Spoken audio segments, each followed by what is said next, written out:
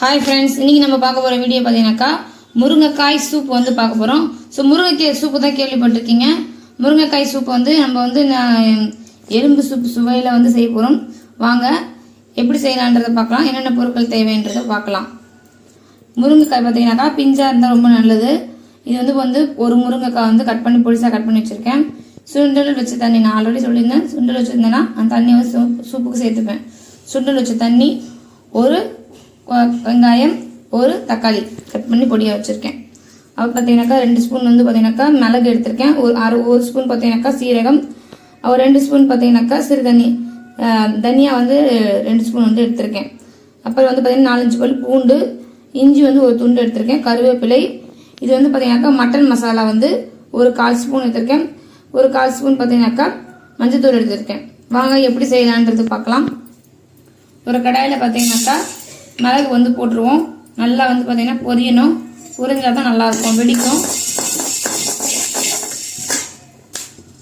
So இந்த மாதிரி பொரியும் போது பார்த்தீங்கன்னாக்கா ஸ்டவ் சிம்மில் வச்சுட்டு நம்ம சீரகம், தனியா இது எல்லாமே வந்து சேர்த்துக்கலாம். வாசனை பார்த்தீங்கன்னாக்கா நமக்கு நல்ல வாசனை வந்து சூப்பராக இருக்கும்.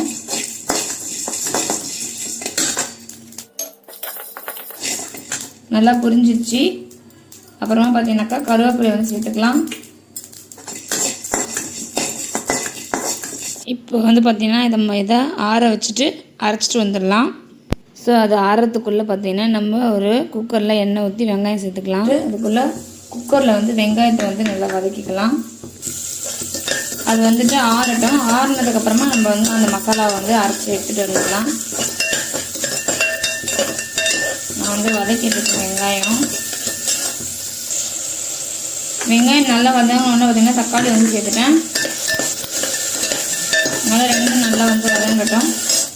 தக்காளி வெங்காயம் பார்த்தீங்கன்னாக்கா நல்லா வந்து வதங்கிடுச்சு. இப்போ இதில் வந்து நம்ம பார்த்தீங்கன்னாக்கா தட்டி வச்ச இஞ்சி பூண்டு பேஸ்ட் வந்து சேர்த்துக்கலாம். சூப்புனாலே தக்காளி, வெங்காயம், இஞ்சி பூண்டு, மிளகு, சீரகம் கண்டிப்பாக இருக்கணும் ஃப்ரெண்ட்ஸ். அப்போ தான் சூப் பார்த்தீங்கன்னா டேஸ்ட் வரும்.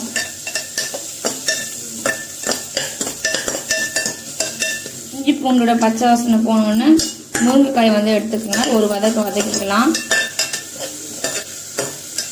சிம்மில் வச்சு செய்யுங்க.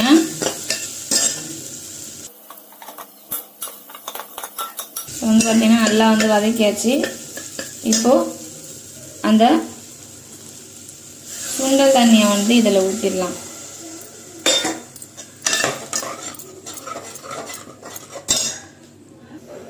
மசாலாவை பார்த்தீங்கன்னாக்கா நல்லா வந்துட்டு அரைச்சாச்சு.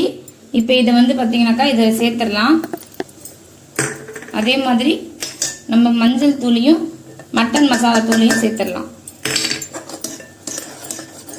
இன்னும் ஒரு டம்ளர் தண்ணி ஊற்றி வேக விட போகிறோம். விசில் விட்டு எடுக்க போகிறோம்.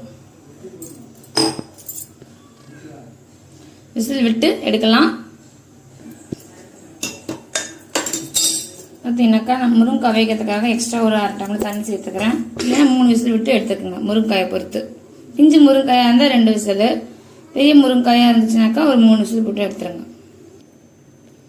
பார்த்தீங்கன்னா தேவையான அளவுக்கு உப்பு சேர்த்துட்டு கடைசியாக கொத்தமல்லி தலையும் சேர்த்துக்கலாம். இப்போ கொத்தமல்லி சொல்ல மறந்துட்டேன், சாரி ஃப்ரெண்ட்ஸ்.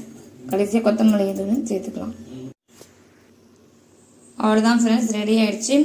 நீங்கள் வடிகட்டி சாப்பிட்றதுனால சாப்பிட்லாம், இல்லை அப்படியே கூட சாப்பிட்லாம்.